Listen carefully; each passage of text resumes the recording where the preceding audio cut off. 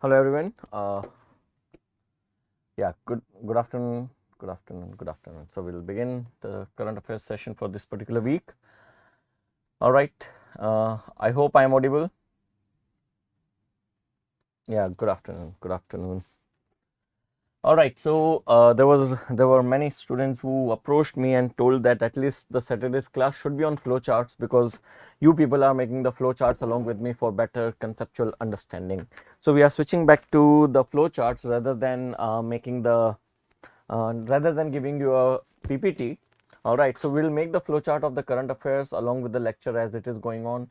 And after the lecture, this particular PDF, it will be available to all of you. The lecture PDF, the handout of this lecture, it will be available on the Telegram channel. All right, so Raj Malhotra's Telegram channel. After the lecture, I'll give the handouts PDF that we are going to make in this session, and it will be available on the Telegram channel of the institute. All right, so you can download it from there. So as you know that last week we were discussing about one of the topic, and that topic we couldn't cover, that was the non-fungible tokens. So today we are going to start our lecture, the current affairs lecture, from that very topic. And the first topic we are beginning today, our discussion is non-fungible tokens. These are popularly known as NFTs. All right, you know that after this discovery of the blockchain, we are witnessing some of the revolutionary technologies that are coming up, and you know that cryptocurrency is one of the application of the blockchain technology. Just the same way the non-fungible tokens, they are also application, these are also application of blockchain technology. All right, these are the applications of blockchain technology. All right, another explanation or another application is the cryptocurrency, which we have already discovered n number of times in our previous current affairs class. So today we are not going to talk much about cryptocurrency, but we are rather going to talk about the non-fungible tokens. And these non-fungible tokens, they are going to revolutionize, particularly they are going to revolutionize particularly some of the industries related to art and craft, artists, and all those dimensions. So that's what we are going to build upon in this lecture today. So we have decided to talk about the non-fungible tokens, or the NFTs, because you know that there was a current affairs that the sales of non-fungible tokens, all right, they have increased in the year 2021, and it is estimated that the sale of the non-fungible tokens has well surpassed the 25 billion US dollar mark. All right, this is something big. We should understand that the sale of non-fungible tokens in the year 2021 has gone up by 25. All right, it has gone up by 25 million, sorry, 25 billion US dollar mark. All right, not only that, the non-fungible token, all right, not only that, the non-fungible token is you can say is making round the corners because of the very famous personalities such as Rajnikant, Salman Khan, all right, Big B, all right, these people, Rohit Sharma, Kamal Hassan, they have invested tremendously. They have invested tremendously in the non-fungible token. So why is this non-fungible token becoming so much a big fuss? All right, so rising interest of the celebrities and tech evangelists in the non-fungible tokens also make this topic one of the very prominent topic from where you can expect the prelims as well as the mains questions. All right, okay, so let us now first ask ourselves that what are NFTs? All right, what are non-fungible tokens? What are NFTs? Now, NFTs are nothing but it is a data. All right, NFT is nothing but it is a data stored on a blockchain. All right, it is a data stored on the blockchain. Now, if you have attended the previous current affairs class, we have already discussed in detail about what is a blockchain. I am going to again tell you a little bit about the blockchain. Blockchain is nothing but it is a technology in which you create a kind of data block on which you can write down the data. This block of data is connected with all the machines on the network. All right, all the machines on the network, they can access this block of data simultaneously without any kind of dominance of one particular computer.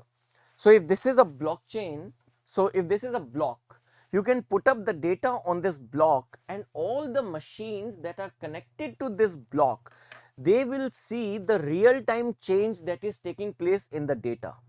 Is this clear, everyone? Now suppose I put up a data, and that data is one unique piece of data. All right, so this data, it is a unique data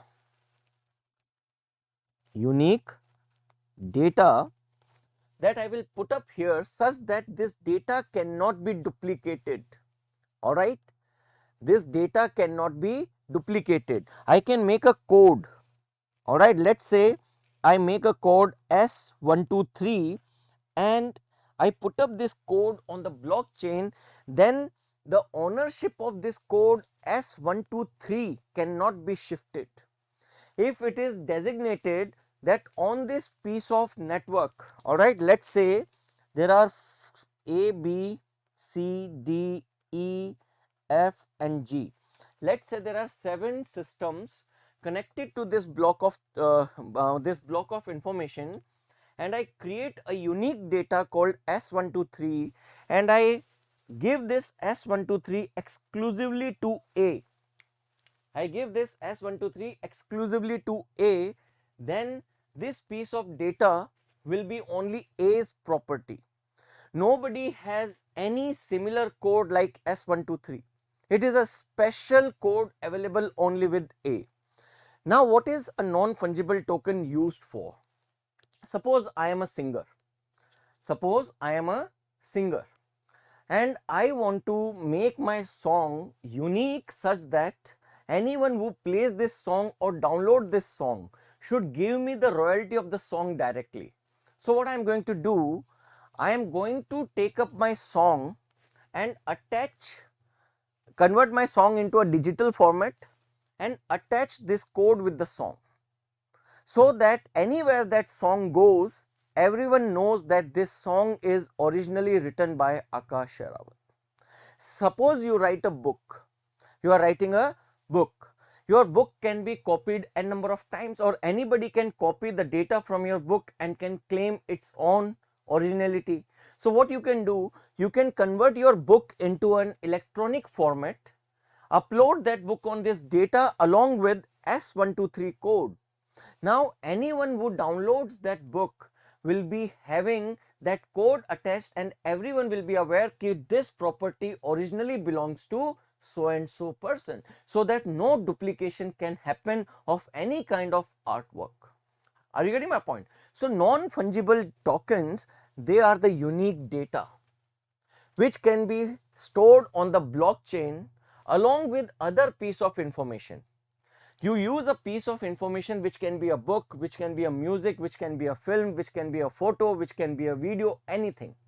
You can make that information tagged along with this unique data and put it on the blockchain, right?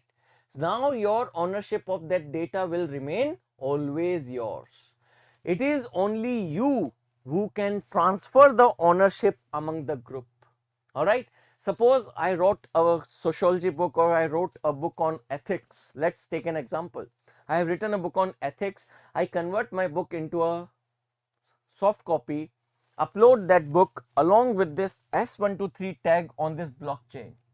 Now nobody can access that book without my permission. You need my permission, because if you need the permission, you will have to pay royalty to me.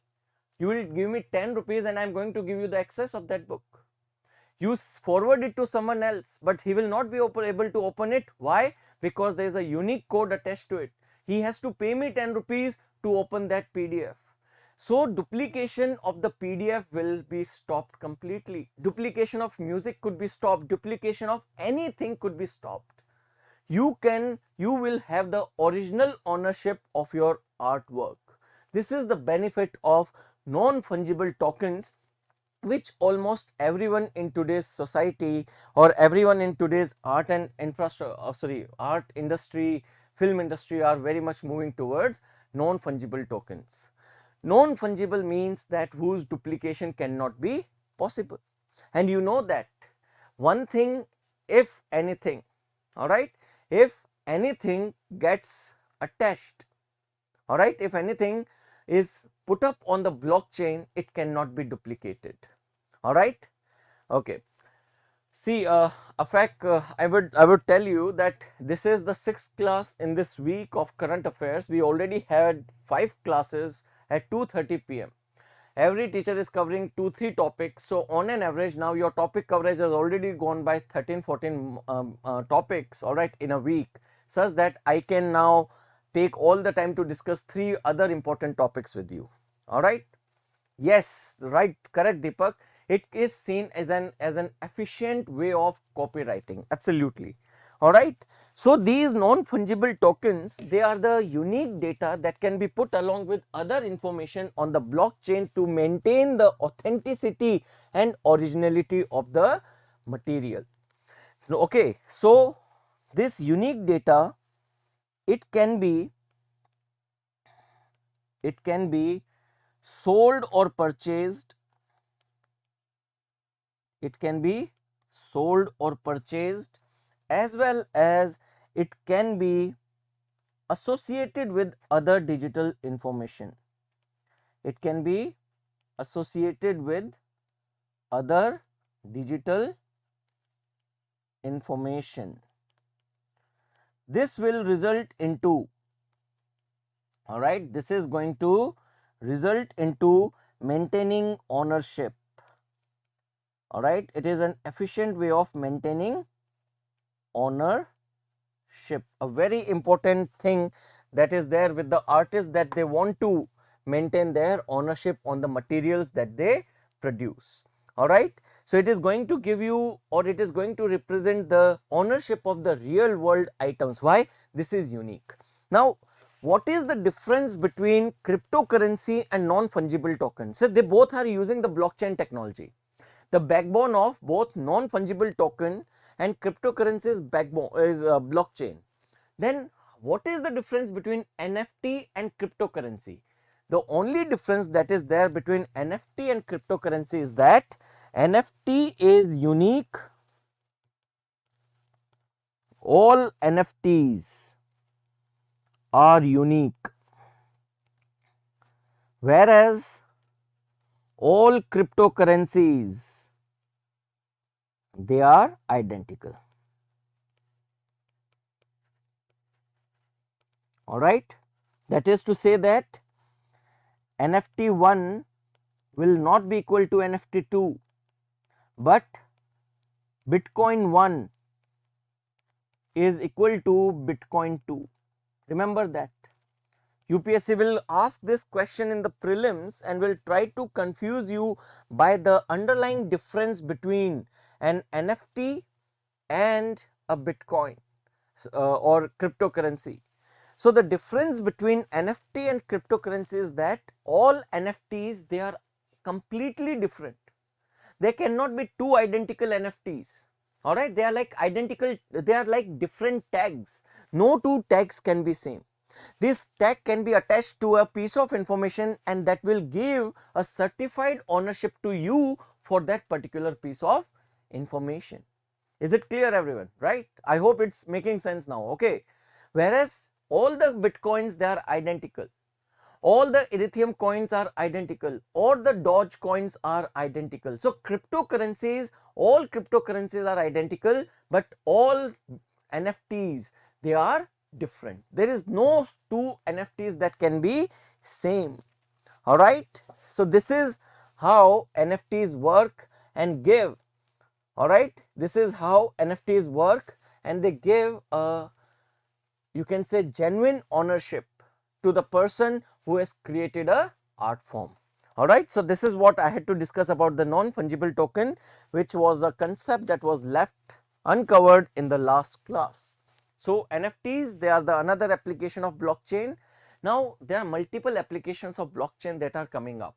One application is cryptocurrency that we already discussed in some of our previous classes. Second is the non-fungible token that we are discussing right now. The third application are smart contracts. So what are smart contracts that we are going to talk about sometime later whenever there will be a news related to smart contracts. Now we are switching our discussion today to the next topic, and the next topic is with respect to data localization that we are going to discuss in detail.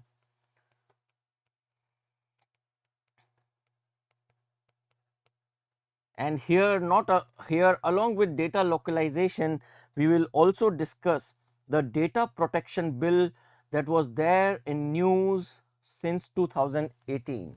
All right, data localization is a very hotshot topic. UPSC in the year 2018 mains has asked a question on data protection, and it can again come up both in the prelims as well as mains exam, because data protection bill is a very controversial bill, not just in terms of Indian situation but globally. It is emerging as one of the most controversial topics. So let's talk about what is data localization. So why we have to discuss today data localization? Because this particular week the trade and industry bodies as well as some of the technological companies which are based in the United States, they have initiated the talks with the senior government to form a new working group to discuss the various issues that are related to data protection bill in the country. All right, so US and India, they are mutually trying to arrive at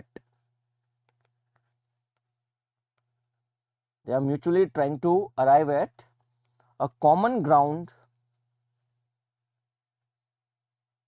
with respect to India's data protection bill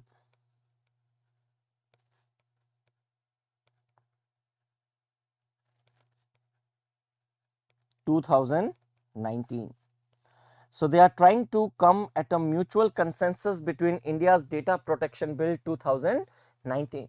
What are the various provisions of this bill? We are coming to it shortly, but both India and US, they are planning to, all right, India and US, they are they are discussing creation of the new group.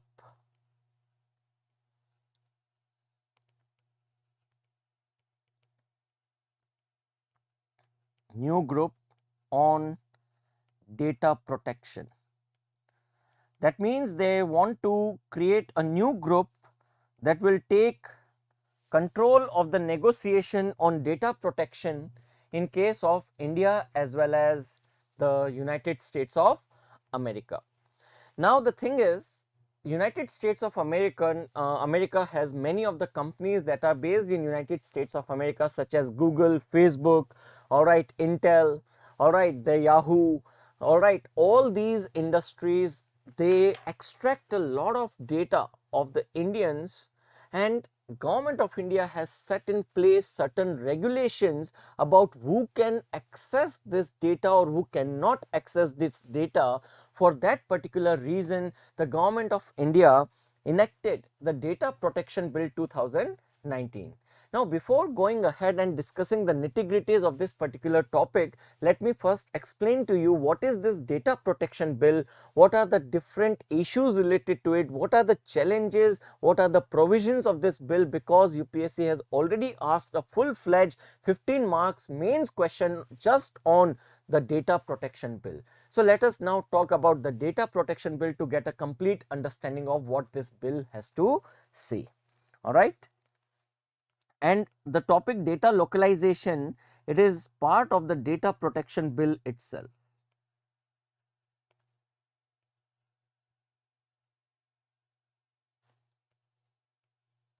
Data protection bill. Now this data protection bill, it was introduced in 2019 on the recommendations of which committee? Quickly tell me, which committee recommended the data protection bill? हाँ भाई, very good Japjit, good. It was introduced in 2019 on the recommendations. नहीं भाई, पुट्टा स्वामी नहीं है. All right, recommendations of Justice B.N. Sri Krishna Committee. All right, the data protection bill was recommended or was based on the recommendations of Justice B.N. Sri Krishna Committee. This bill, all right, this bill initially aimed to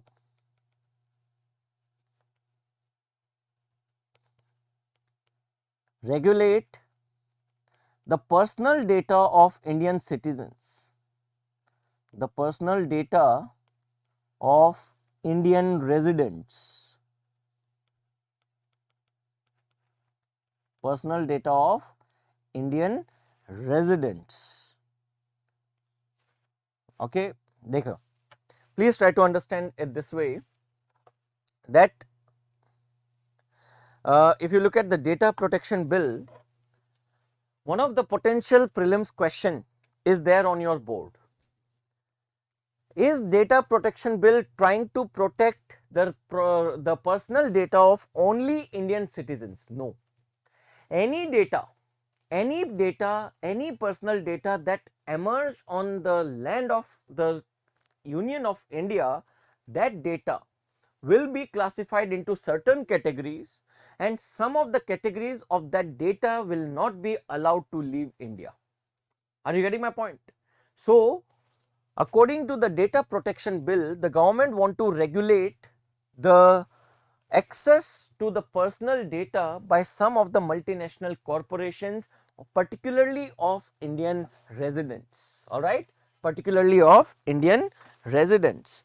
Not only that, this bill also aims to, all right, not only that, this bill also aims to create a regulatory body. It also aimed to create a regulatory body, and that regulatory body was supposed to be called as Data Protection Authority. All right, this bill aims to create a regulatory body titled as Data Protection Authority.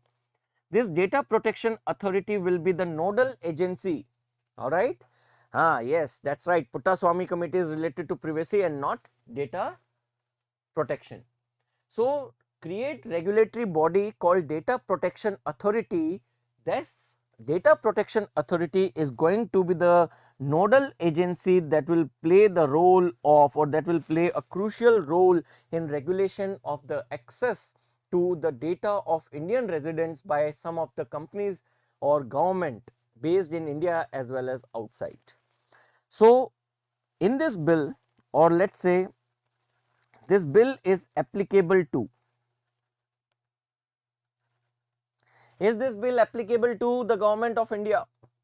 Is this bill applicable to India, the government of India? This bill is applicable to number one, or this bill is applicable on the government. Second, companies incorporated in India.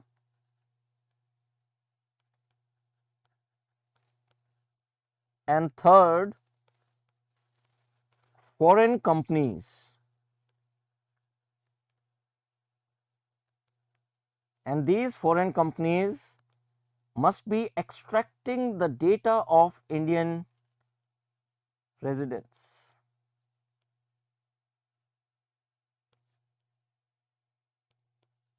All right.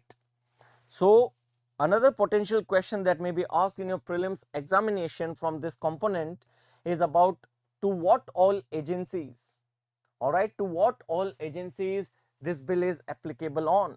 So, this bill is applicable on the government, this bill is applicable on Indian companies, and this bill is also applicable on foreign companies that extract the data of Indian individuals or Indian individuals, or you can say the Indian residents. Then the bill divides, or the bill categorize the data into three categories.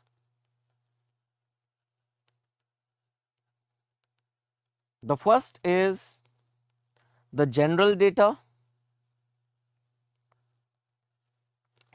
Second is known as the sensitive data,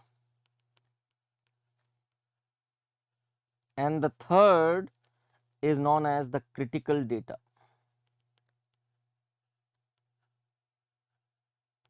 All right. Yes, yes, Japjit, we are going to discuss the issue of UIDA Aadhaar with respect to this towards the later end of the topic. So, this data or this bill, the data protection bill, is categorizing the data that is emerging out of the Indian individuals into three categories. The first is the general data, second is the sensitive data, and the third is the critical data. Now, before going ahead, I must tell you the sensitive data generally includes the data related to the financial resources, biometric data, caste information, religious information, or political belief. So, what is the sensitive data? Sensitive data is nothing but it is financial information,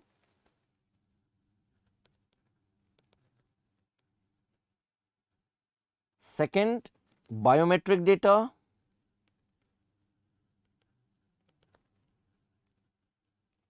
then financial information, biometric data, then caste information, religious preference,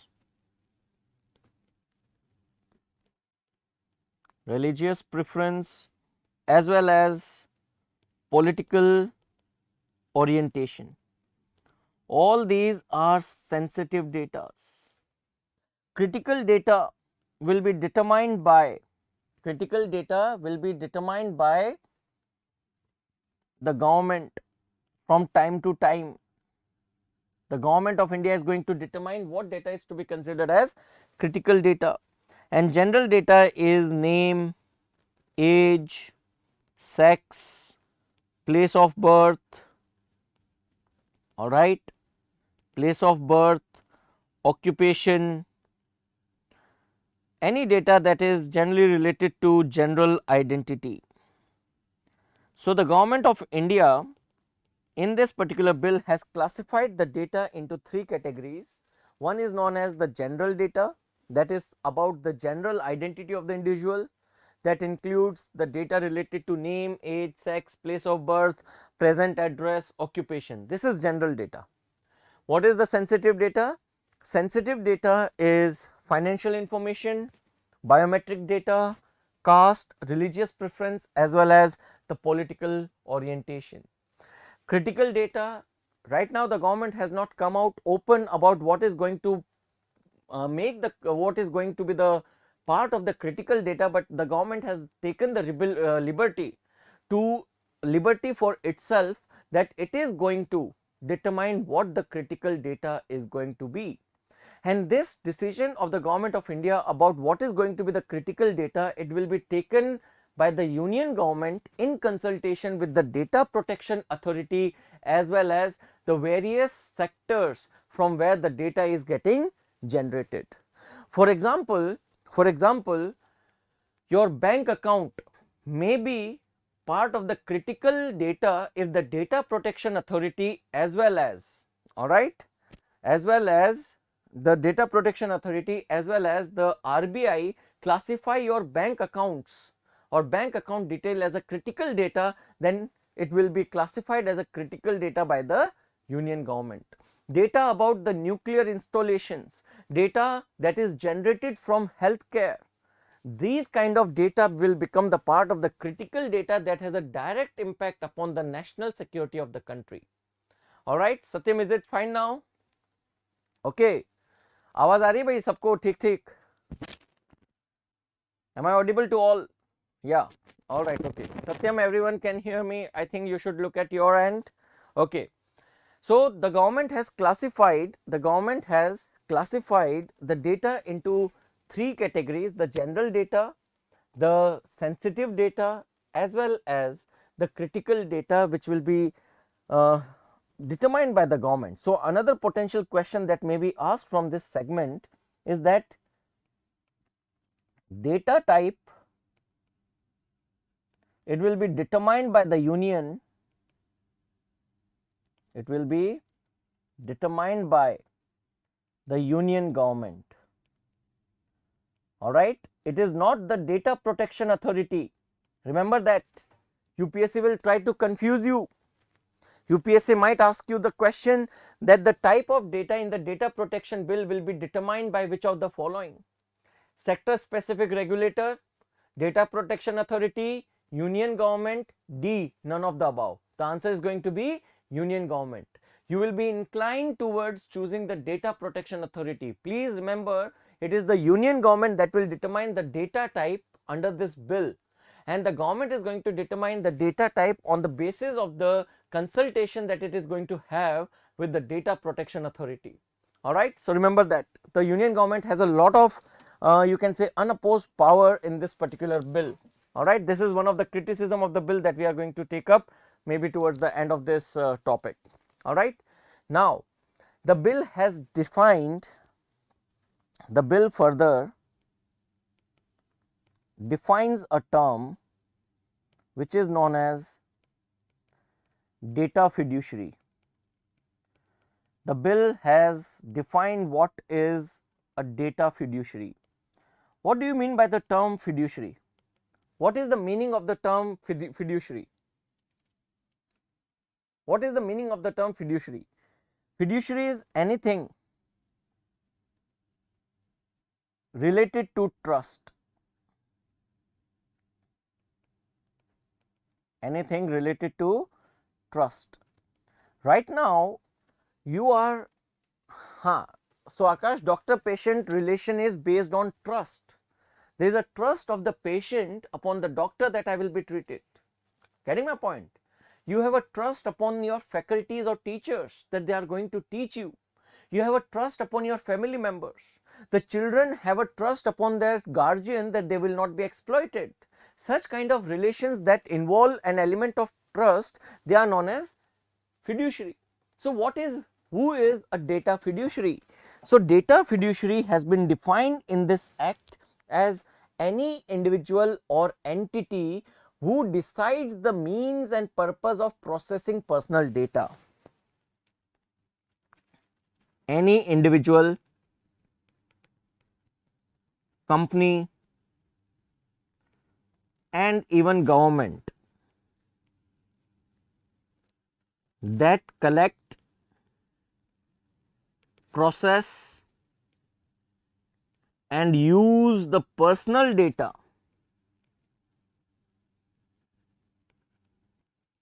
this entity is known as data fiduciary. Why? Because the personal data has been given by an individual to this data fiduciary out of a trust.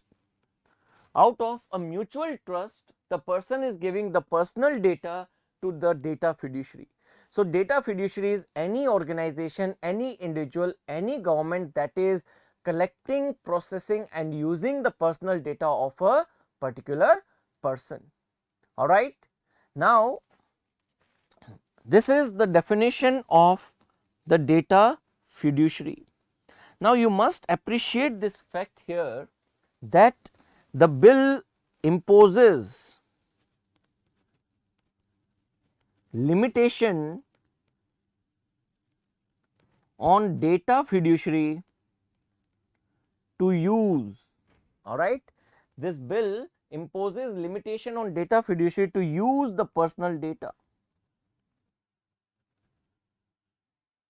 The first limitation on the data fiduciary about the use of the personal data is that the personal data has to be processed for the specific, clear and lawful purposes, to be used for specific, clear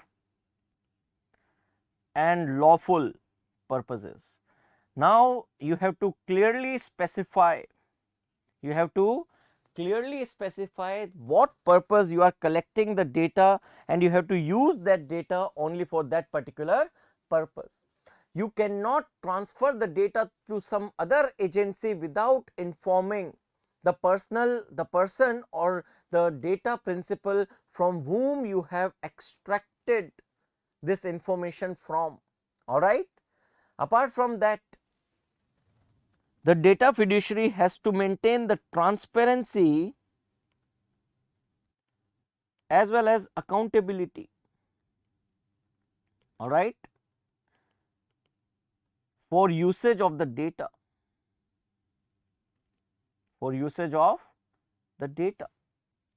the data fiduciary responsibility had to maintain the transparency and accountability, that how they are using the data.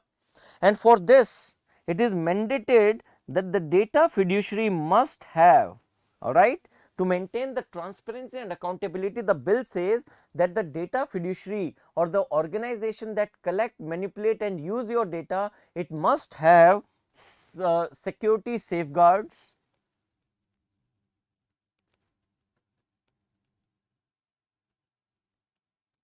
protecting your data, such as encryption. Every data that is collected by the data fiduciary must be encrypted to protect it from being misused. All right.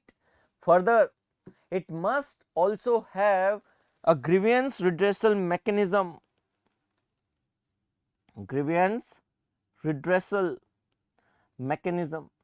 If somebody is aggrieved because his or her data is misused, which was given to a particular data fiduciary, then that data fiduciary must have a grievance redressal mechanism in place. Suppose someone collected my data and that data is being misused.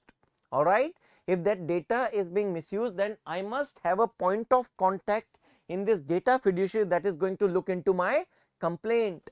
Right now, Facebook has taken a lot of data from me, and I do not know where my data lies. I do not know what use does Facebook is putting my data for. All right. So once we give the data, we are least bothered about what is happening to our data. Now it is quite possible that my data from Facebook can be used by some antisocial element, and I might have some kind of grievance emerging from that misuse or abuse of my data. So every data fiduciary, every organization that take up your data has to provide a point of contact where you can reach out and ask them to give you grievance redressal. Is it clear, everyone? All right. Not only that, if there is, all right, not only that, there must be a mechanism for age verification and parental control. It is mandated upon them that there must be a mechanism for age verification and parental control if there is a data related to a minor. There has to be a mechanism for age verification and parental control when you are processing the sensitive personal data of the children. So these are the limitations that have been imposed by the bill on the data fiduciary, and the data fiduciary is, all right, data fiduciary is the agency that is collecting, regulating and manipulating your data for their own purposes. Not only that, the bill has given rights to the data principal. The bill has given rights to the data principal. So who is the data principal? Data principal is nothing but the individual whose data is being collected. So data principal is the individual whose data is being collected. The individual whose data is being collected is known as the data principal. All right. Now what are these rights? Let's look into the rights of the data principal. the first right that is given to the data principal by this bill is that, all right, is that the you can obtain confirmation from the fiduciary on whether the data has been processed or not. All right. Yes, Yatish, it's very important topic. So the rights of the data principal include number 1, right to obtain confirmation from data fiduciary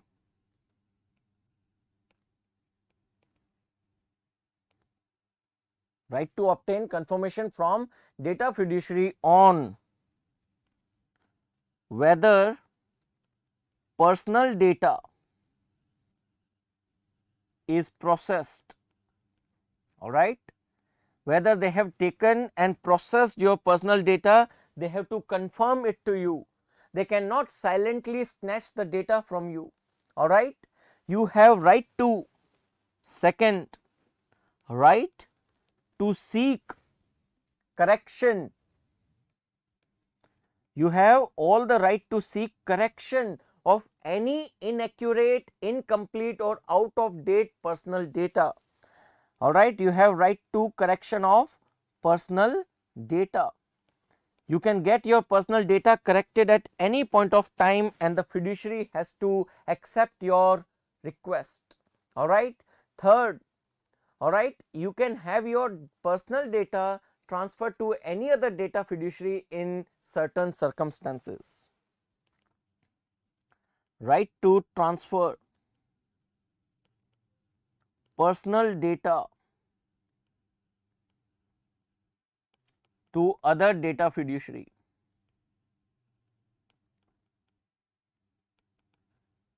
Okay, इस point को समझिए. Third point क्या है? If you have a data on some, you have given some data to Facebook and you want that data to be transferred to Google, you can submit a request to Facebook to transfer the data to Google and they cannot deny the request.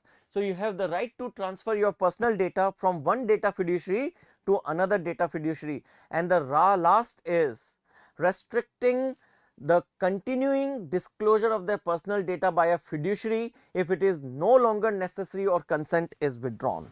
So the fourth right is right to deny and withdraw consent. Okay. All right. Suppose in the very beginning there is a data fiduciary that collected from you that what is your political inclination, and you said my political inclination is towards Congress. All right. But then after some time you want Facebook not to have this information with them that you are inclined towards Congress. You can withdraw the consent given to Facebook about your political orientation. You can withdraw the consent given to Facebook or any other data fiduciary about any type of data that they can no longer access. So the fourth right that is given to you as part of this bill, which is the right of the data principal, is right to deny giving any information as well as right to withdraw the consent anytime later. All right, is it clear? Okay, let's go ahead now. Now the bill allows the processing of the data fiduciaries, the bill allows processing of data by the data fiduciaries only if the consent is given by the individual, but there are certain exemptions. So let's try to understand the exemptions. So is this same as when we try to signing in apps? It asked for, yes, absolutely, yes Deepak, that's true. Okay, now exemptions. Let's talk about exemptions. So the personal data must be processed only if consent by the data principal is given. If the data principal gives you the consent, all right. If the data principal gives you the consent, only then the data fiduciary can go for processing the data, but there are certain exemptions. Except when, number one, except when, number one, the data is required by the state for providing benefits to the people. Data required by state to benefit the people. अगर government को data चाहिए लोगों तक benefits पहुंचाने के लिए, if the government requires the data to provide benefits to the people, the government can take the data.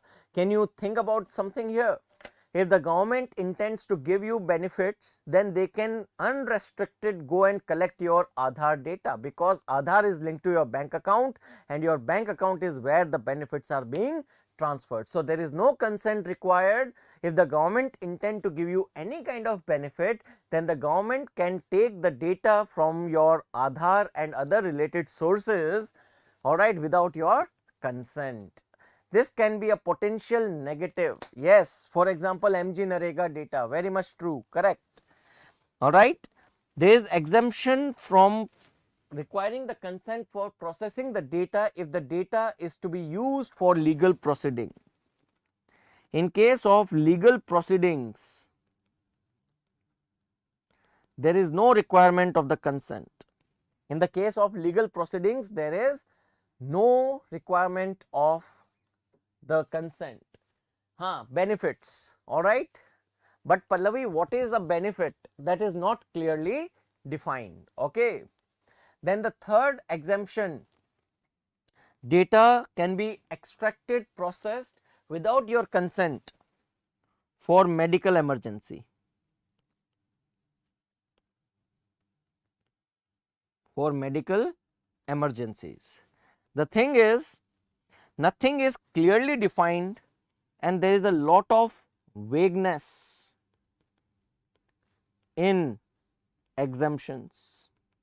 The exemptions, they have a lot of vagueness, and my dear friends, this vagueness of the exemptions, this becomes the ground for arbitrariness. So, the exemptions are arbitrary. They give a lot of avenue to the government to go for exploiting your personal data. So, this is one of the negatives. All right. Absolutely, Akash.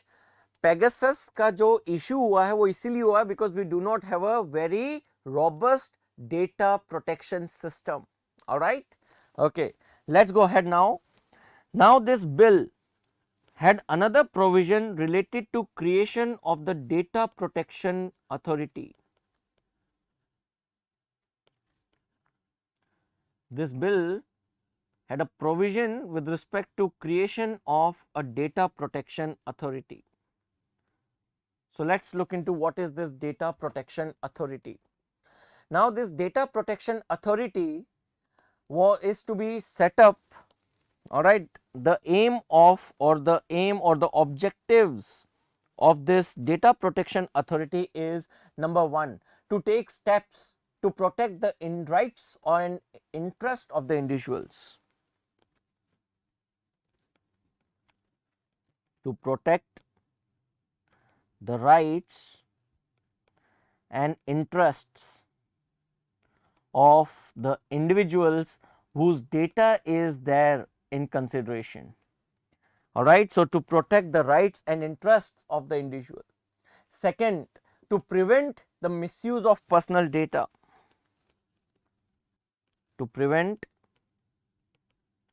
misuse of the personal data. Third is to ensure compliance to Data Protection Act. To ensure compliance to the bill. All right, these are the aims and objectives of the Data Protection Authority, and this Data Protection Authority will comprise of how many members? How many members are there in the Data Protection Authority? It is having one chairman plus 6 members. There are total 7 individuals in the Data Protection Authority, one chairman and 6 members, and the requirement is that these members, the chairman as well as the members, they must have at least 10 years expertise in the field of data protection or information technology. So they must have 10 plus years experience in data protection plus information technology. Only those people can be appointed to the post of to be the member of the Data Protection Authority. Is it clear, everyone? All right. Now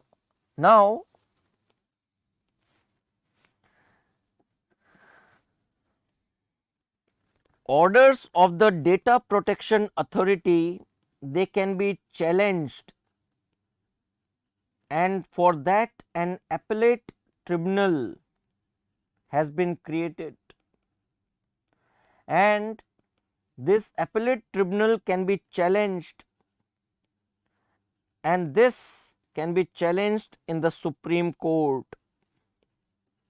So in case you are aggrieved, by any decision taken by the Data Protection Authority, you can challenge the order of the Data Protection Authority in front of an appellate tribunal, and if you are still not convinced, or if your grievance is still not redressed, then the decision of the appellate tribunal can be challenged in Supreme Court. All right. So there is a hierarchy of grievance redressal that is available. Now another very important feature of the bill also identify setting up, or the bill identifies as social media intermediaries. Social media intermediaries. This is the next definition that is there in this bill. So who are social media intermediaries? The social media intermediaries, they are you can say they are the social media platforms that facilitate online interaction between the users and allow sharing of the information. So social media intermediaries are nothing but these are social media platforms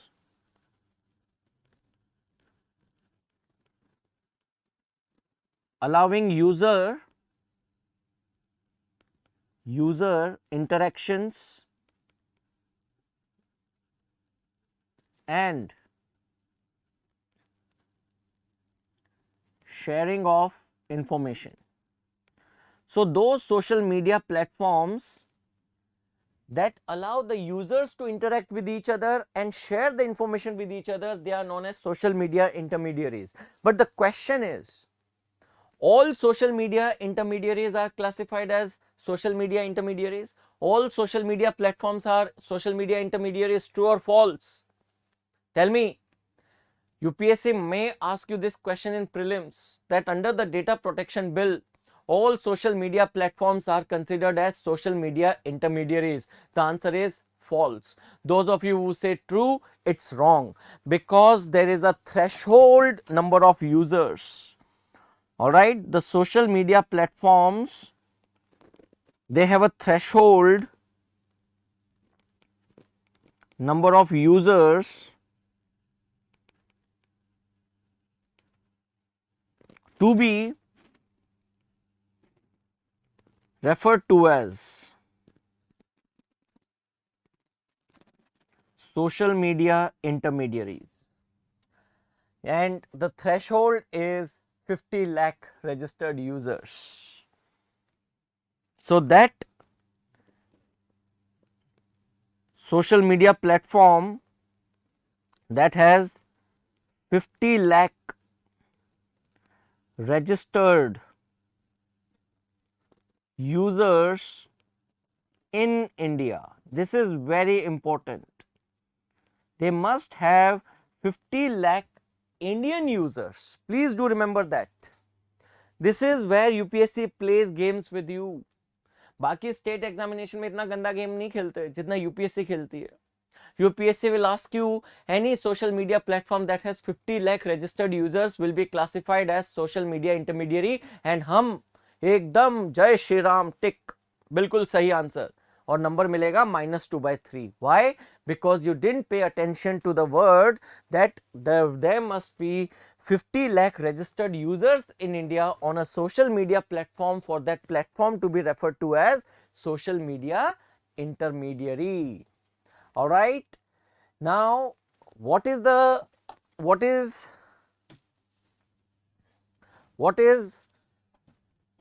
condition that is there on social media intermediary? This condition on the social media intermediary is that there must be a grievance redressal officer in the social media intermediary who can look into your grievances, or you can say data protection officer. So let me be a more specific. Each social media intermediary must have a data protection officer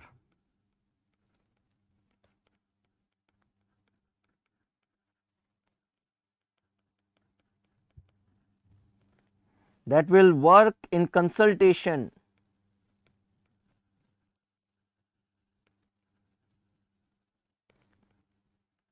with government.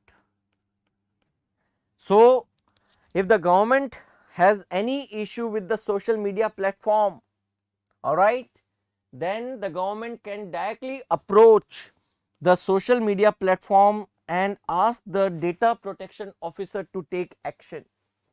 All right. Suryavir Indian registered users. That platform may have people from any country, but it must have at least 50 lakh Indians registered users. Then yes, it will be a social media intermediary.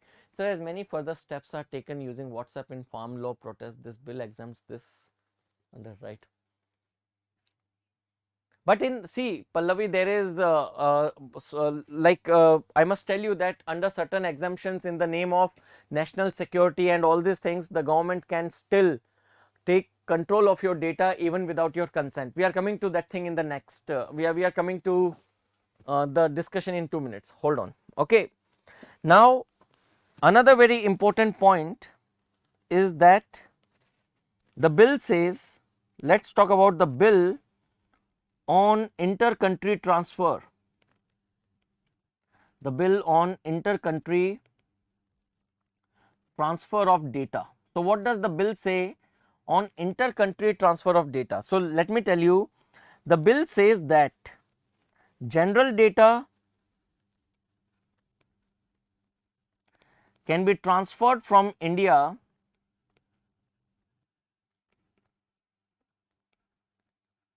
and stored in servers outside India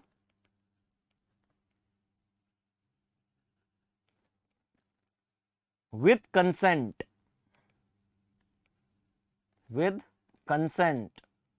of the data principal.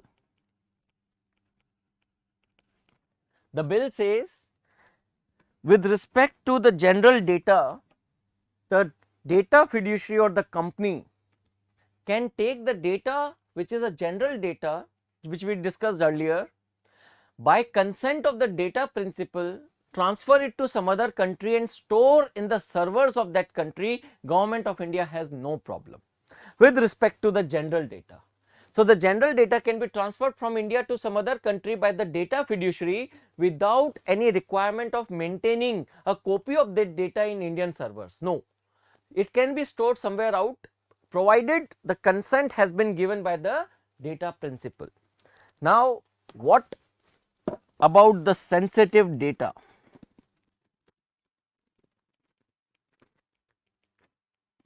If we talk about the sensitive data, it can be transferred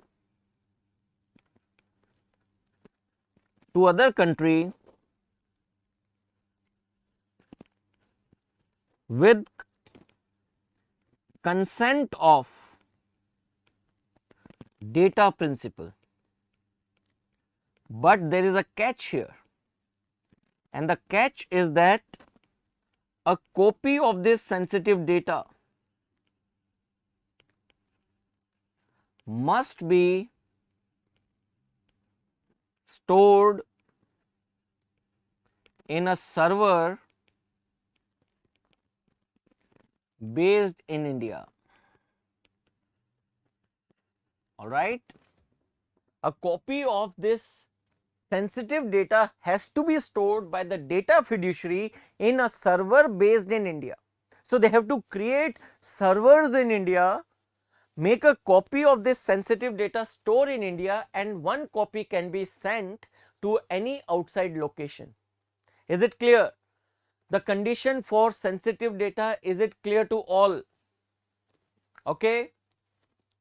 And with respect to the critical data, all right, let me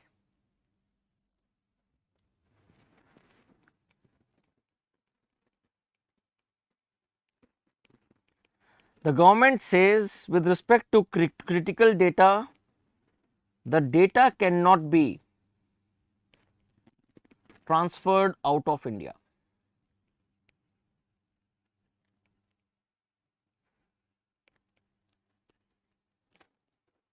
It must be stored and processed in India. All right, it must be stored and processed in India. Okay. So the requirement of maintaining a copy of sensitive data in Indian servers and not allowing the critical data to be transferred outside and must be stored in India itself, these two things, they are collectively referred to as, all right, that is collectively referred to as data localization. This is collectively referred to as data localization, that you have to keep the data within the local jurisdiction. You have to keep the data within the local jurisdiction. This is data localization. All right. Aadhaar comes under sensitive data. Aadhaar information biometric is sensitive data, financial sensitive data, caste, religion, political inclination, sensitive data. So one copy must be stored in India, one can be sent anywhere. But biological data, health data, disease data, that is critical data that cannot be sent anywhere else.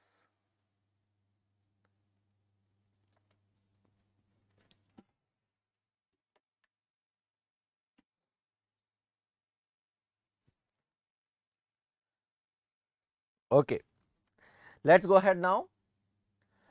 Now, if we talk about offences, what is the punishment for non-compliance? That's the towards we are coming towards the last segment of this bill. All right.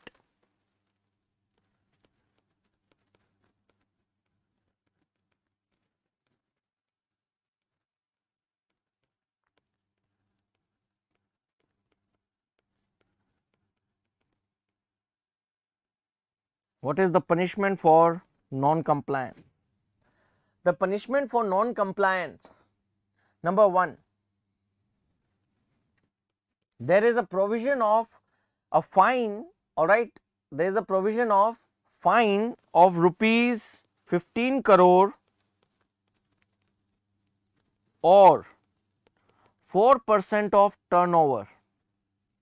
ध्यान रखना, this is turnover and not profit. जो total आपने कमाया है, including all the cost that you have incurred, 4% of the turnover or rupees 15 crore, whatever higher, whichever is higher will be charged as punishment if there is processing or transfer of personal data in violation of the bill. Right, Gopi? Yes, Gopi, that's true.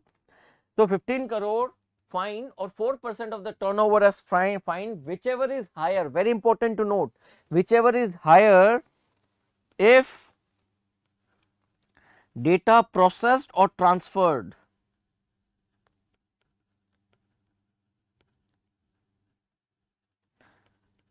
resulting into violation of this bill. Resulting into violation of this bill. Second punishment, all right, if a data fiduciary fails to audit the data, if there is a failure to audit the data, then the data fiduciary will be charged with 5 crore or 2% of turnover, whichever is higher, if the data is not audited. कितना data है, कहां से आया, किस तरह का data है, all right, how much data, from where you collected it and where it is stored. That data audit has to be maintained periodically. If you are not maintaining the data audit, you will be charged with 5 crore rupees or 2% of turnover, whichever is higher. Getting my point? And third is, if there is processing of the personal data without consent, if there is processing of data without consent, it is punishable with imprisonment up to 3 years, fine as well as both. All right, re-identification,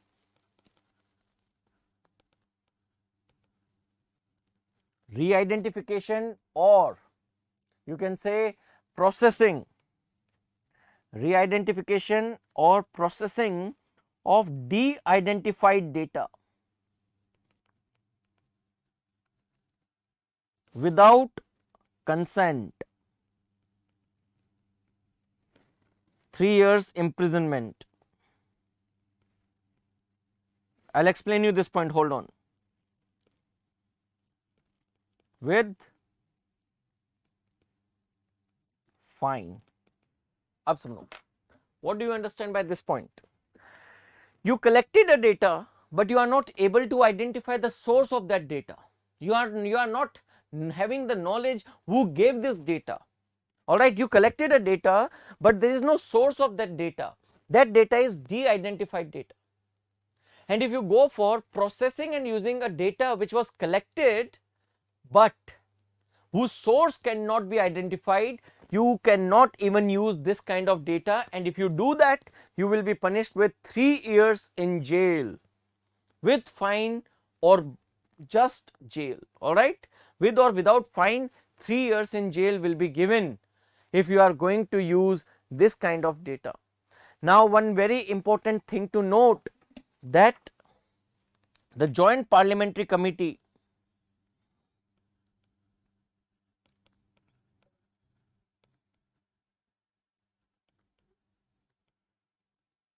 has given a recommendation, and after the recommendation the government has amended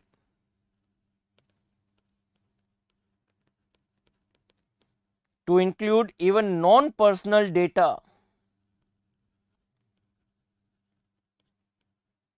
under the bill.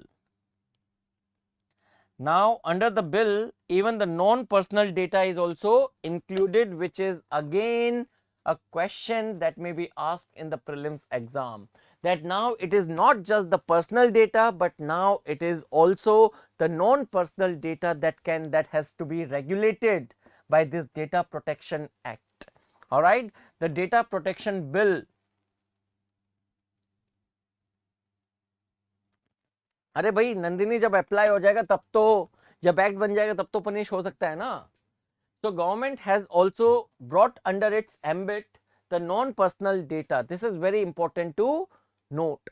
Now, it is very important to note that this bill is replacing, the bill is amending the Information Technology Act 2000. The bill is amending the Information Technology Act 2000. All right. The bill is amending the Information Technology Act 2000. Is it clear to all? All right. Chaliye. So these are the various provisions of the Data Protection Bill. Are the provisions of the Data Protection Bill clear to all? All right. Good. Good. Now, to discuss a few points about data localization, let me tell you, if there is an explicit question in the mains or the prelims exam with respect to data localization, you can say that data localization simply means restricting the flow of data. Restricting the flow of data from one country to another. From one country to another. This is known as data localization. All right. This is known as data localization. That means you are not allowing the personal data of one country's residents to be processed and stored in another country. Can anyone tell me right now the inter-country data transfer is regulated or governed by what? Currently, the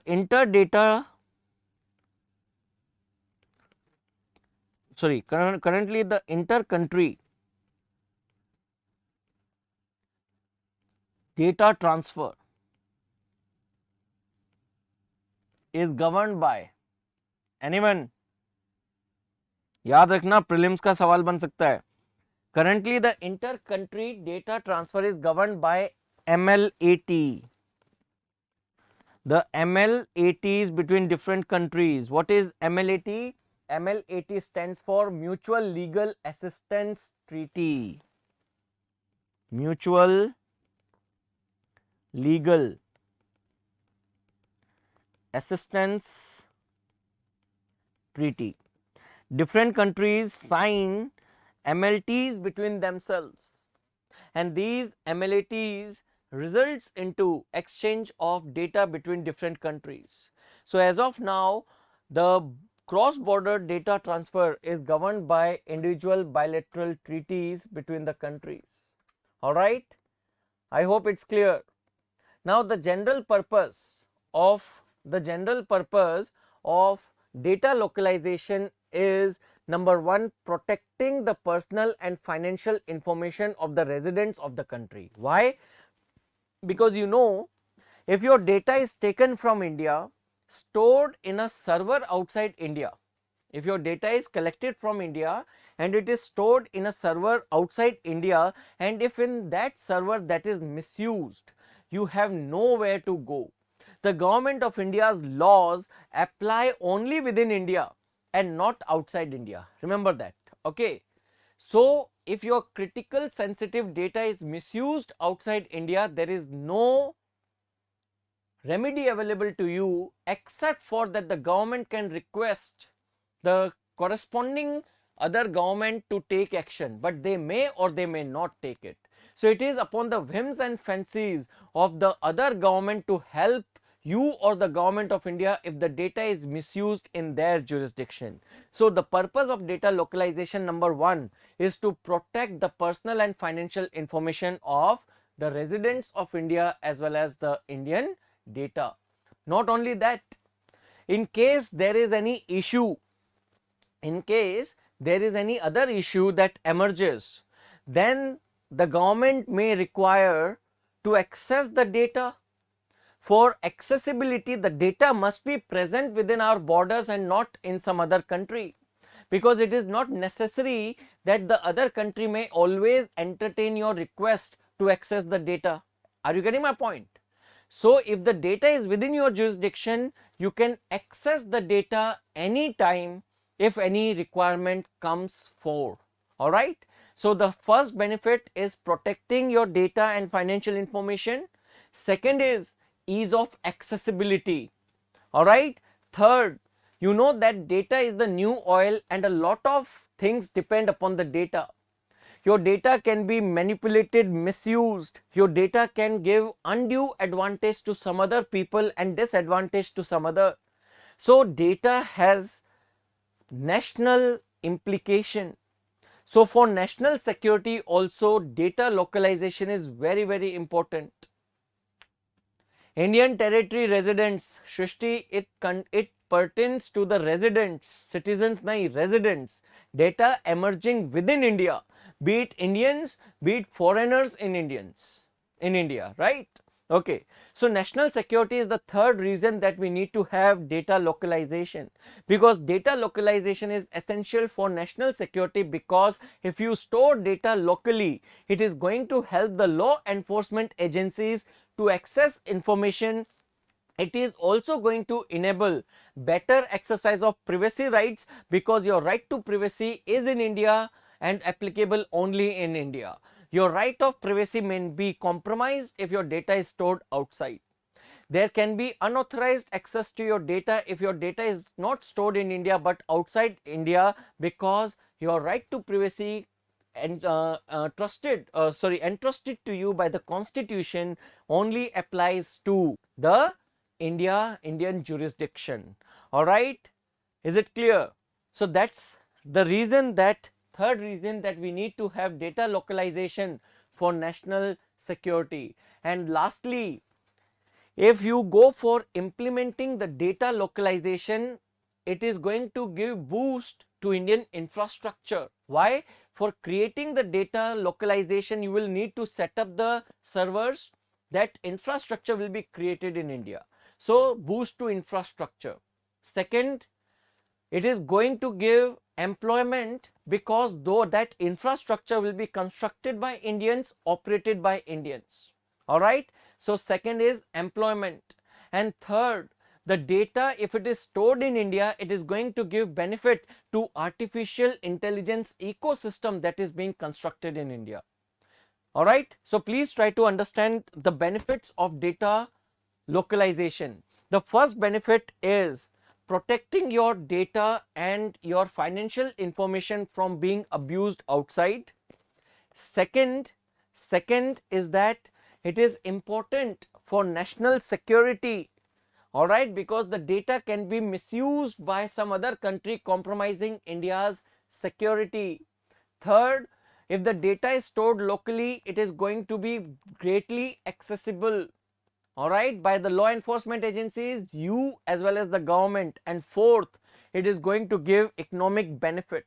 It is going to give economic benefit because local infrastructure will be created that will give local employment, as well as it is going to contribute in development of artificial intelligence in India. Are the four benefits of data localization clear to all? Are these four benefits of data localization clear? All right, great.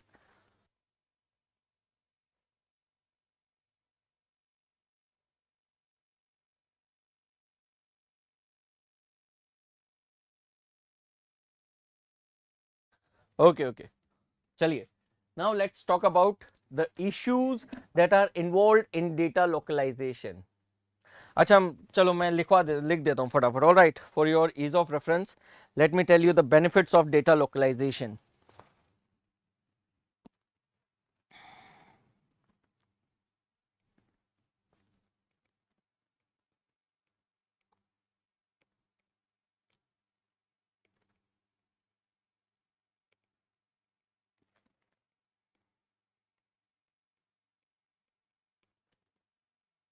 First benefit is protection of data and financial information.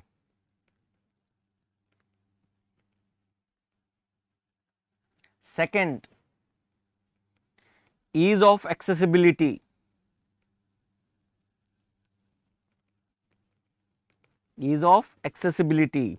Third, national security.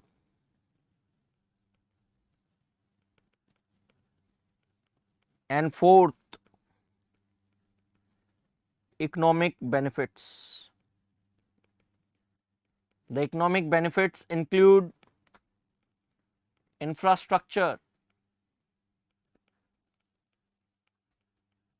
employment,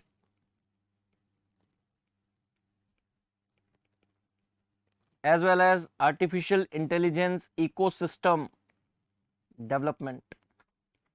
Artificial intelligence ecosystem development.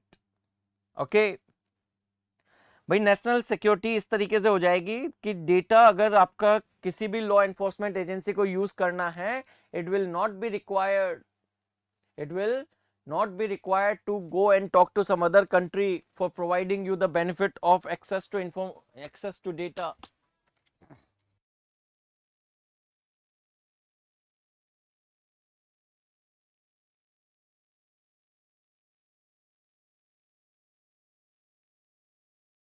All right,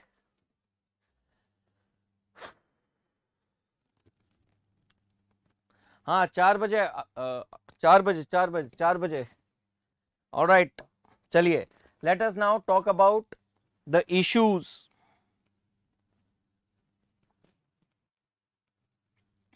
in data localization. The issues involved in enforcing the data localization. The first issue is that it is going to increase the costs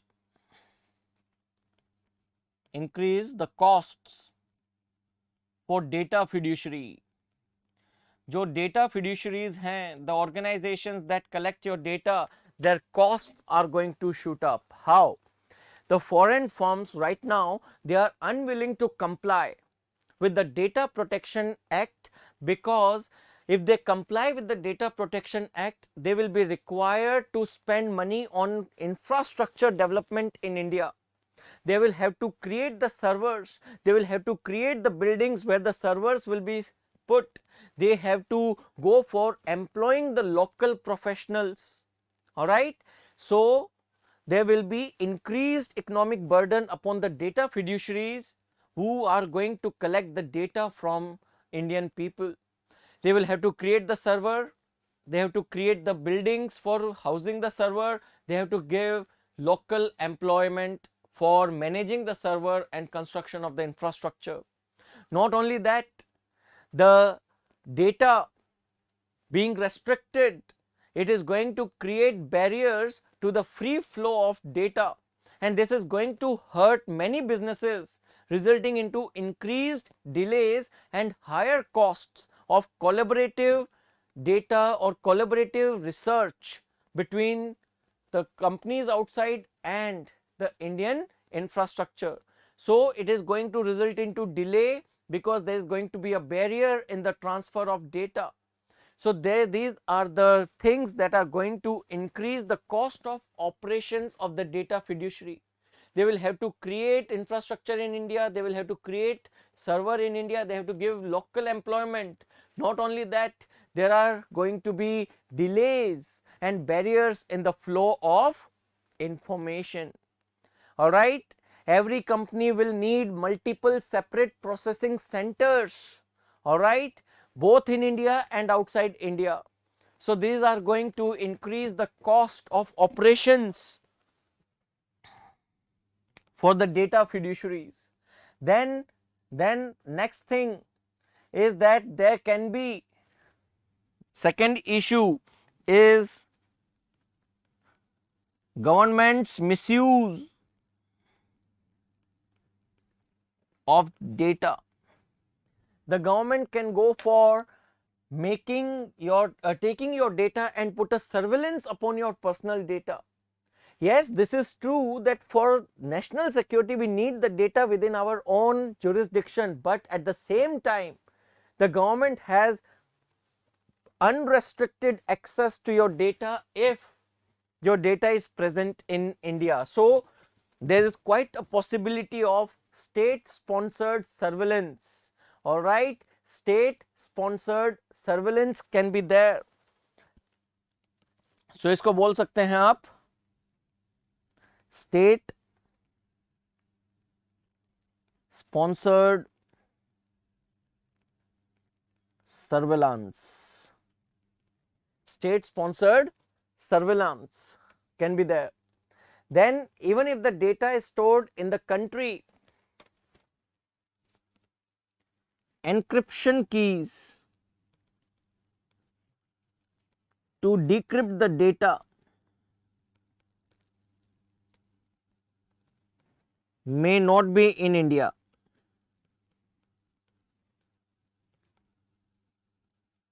Even if,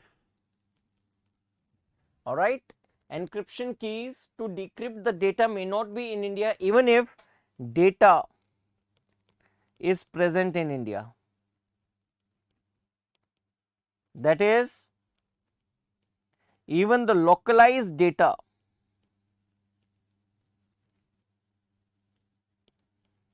will be of no use. Even the localized data will be of no use because that data will be in the form of encrypted form. Now, to decrypt the encrypted data, to make use of that data which will be present in India, you will need the encryption key.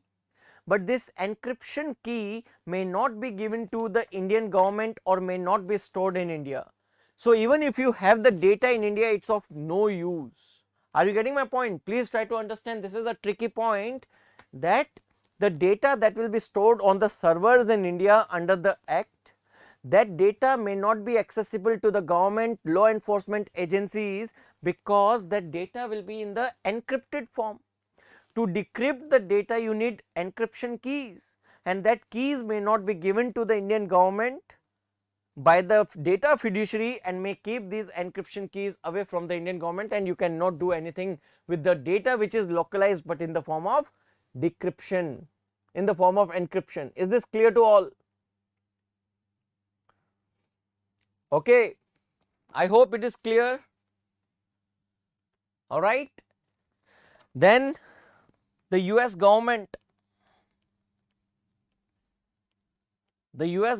says data protection bill or data localization. All right, the government of United States says that data localization as well as the data protection bill, it is going to create barriers on digital trade. So, they consider the data protection bill as a barrier on digital trade. Okay. And the US government is also saying that India's data protection bill is discriminatory. All right, India's data protection bill is discriminatory to the United States based companies, that you are specially targeting those companies which are based in India. So, this is discriminatory, or data protection bill is discriminatory. Same is the stance given by the European Union. European Union also says that the data protection bill or data localization is going to create uncalled for restrictions between the free flow of data. All right, uncalled for restrictions resulting into hindrance in the free flow of data and data barrier. So, these were the various aspects of data protection bill. Data localization, what are the challenges in data localization, what are the benefits of data localization? Is this clear to all? All right, okay, great. So, now since many of you are asking, yes, the PCS strategy class is taking place simultaneously on the YouTube channel. So, those of you who want to access the PCS strategy class, you can attend the live lecture which is there on YouTube from 4 p.m. onwards. Yes, it is going simultaneously. All right, is it clear? Okay. So, let's do one thing. Since there are many people who are looking forward to PCS strategy class, you can attend that lecture there is a topic that is related to intellectual property rights. We'll take up this topic the next week. All right. So by that time, those of you who are interested in attending the PCS strategy class, you may do so. Is it clear?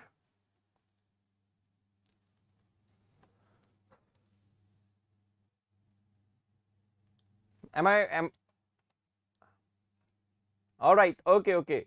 So there's this intellectual property rights, the type of intellectual property rights we are going to take upon this topic the next week. Okay, by that time, those of you who are planning for PCS as well, you may attend the strategy lecture that is taking place simultaneously on the YouTube. I'll see you next week at 2:30 p.m. with intellectual property rights and other related topics. We have to discuss one more topic, and that is about a potential disruption between the trade between India and Russia in the wake of Russia-Ukraine war. So next week we are going to begin with two topics. First, intellectual property rights, and one topic that I'm going to talk about, that is the defense deliveries that is there between India and Russia in the wake of Russia-Ukraine war. These will be the topics for the next week. See you there. All right. The PDF of these flow charts will be delivered to the Telegram channel in some time. All right. So see you next week at 2:30 p.m. Take care, everyone. Bye.